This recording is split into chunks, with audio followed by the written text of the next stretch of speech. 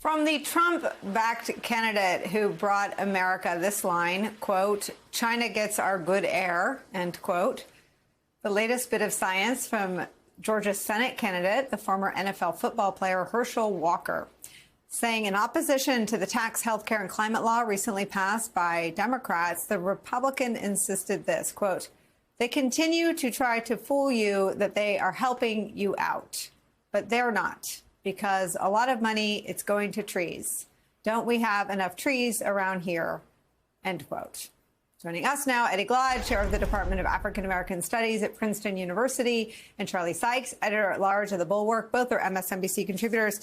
Eddie, I want to ask you a different question. Obviously, the comments are inane and stupid, but this is what Trump has wrought. Candidates for whom the only litmus test was fealty to Donald Trump and the big lie. What did people think was going to happen? You get JD, women should stay in violent marriages, Vance. You get this guy who, you know, the silly things he says are the least of the problems. He seems all too comfortable questioning the results of the last presidential election. Yeah, or Blake Masters in Arizona. In these moments in which we find ourselves in the midst of a backlash, in the midst of a kind of betrayal of any vision of a really genuinely multicultural democracy, there's always in our history, Nicole, this moment where that ugliness throws up, vomits up in some ways, some of the ugliest characters. You think about John Patterson, who became the governor of Alabama during the Civil Rights Movement. I mean, he couldn't get elected to clean people's closets, and he became the governor of Alabama.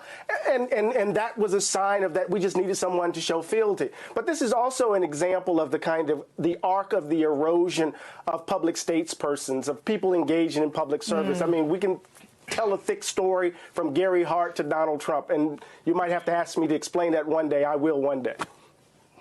Wow, I'm going to take you up on that. Maybe tomorrow will be that day. I mean, to Eddie's point, Charlie, the list goes on and on, but perhaps right at the top is "I only cooed for a few minutes" Ron Johnson. Let me play you his comments about his role in the attempt to overthrow the government.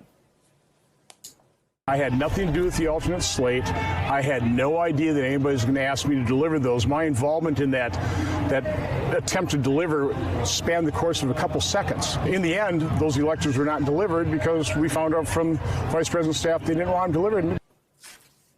So I didn't coup further or longer than 2 seconds because the vice president didn't want to coup with me. What is going on? I actually think that what's going on is in part because of the January 6th public hearings. Democracy is a thing now in front of the voters, and Ron Johnson's role and hand in trying to destroy ours is hurting him. I think that's why he says stupid things like that. Well, it is hurting him, and he's obviously trying to distance himself from his own behavior as quickly as possible. But going back to your previous question about Herschel Walker and Dr. Oz and all of the others, you flashed up Matt Lewis's column. One of the legacies of Donald Trump is encouraging, and he uses the word, encouraging idiots, convincing them that they should run for office. You know, Idiocracy was a documentary. And, you know, This is part of this erosion of the gap between entertainment and celebrity and politics, that no longer are we interested, or the Republican Party under Donald Trump, interested in getting experienced politicians or people who have, have intelligent ideas about public policy. You have NFL stars. You have people who have been flogging supplements on television. You have somebody like J.D. Vance, and this is the transformation of politics into a deeply unserious business. I mean, the reality is that Herschel Walker, and I'm not trying to be unkind to him, but he has no business running for the United States Senate. He has no business running for public office.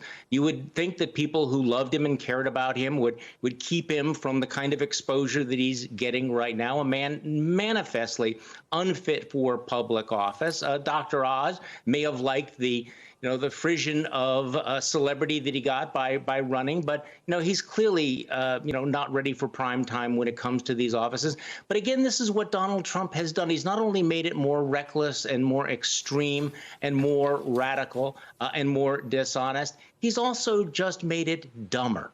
He's made it more trivial. And the Republican Party is now faced with this problem. Mitch McConnell says it's about candidate quality. Well, the problem is that Mitch McConnell recognizes that his majority rests on this senatorial candidate clown car that Donald Trump has wrought for his party. The deeper problem, though, Eddie Glaude, is that these people won primaries. The rot and the appetite for the idiocy feels like the root problem that we have to deal with. Voters.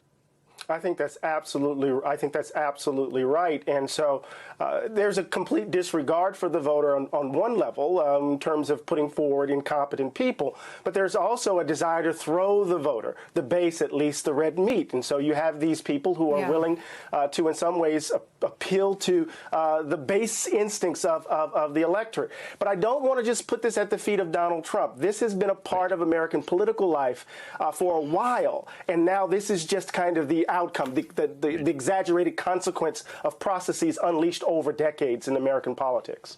Exactly right. Charlie, I want to get your thoughts on the voters, what it tells us about Republican voters. No, I think this is an important point. Look, there is a leadership problem in the Republican Party, but there's also a base problem because ultimately voters in these states had a choice, and this is what they want. Donald Trump has sort of a visceral understanding of the entertainment wing of the Republican Party, and he understands that this has been building for decades now. The entertainment wing of the party now becoming dominant.